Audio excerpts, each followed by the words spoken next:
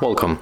If you want to get iOS launcher on your HAFURY Note 10, for the first you have to go for the Play Store. After that you have to tap on the search pool and here you have to type iOS launcher. We have to pick up this application from the routine developer and there you got the full name of the app. So right now when we are ready we can install it. And in a few moments we'll be able to open it. And I'm going to show you how we can apply it on your device. It's very simple. So let's go tap on the open.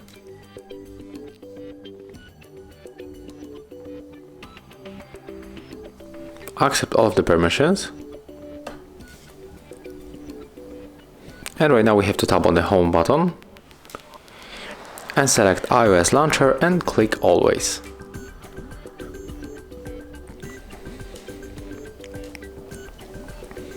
And as you can see right now, we got iOS launcher on our HAFURY Note 10 and here we are able to edit the widgets. We can also try to edit icon of the home screen.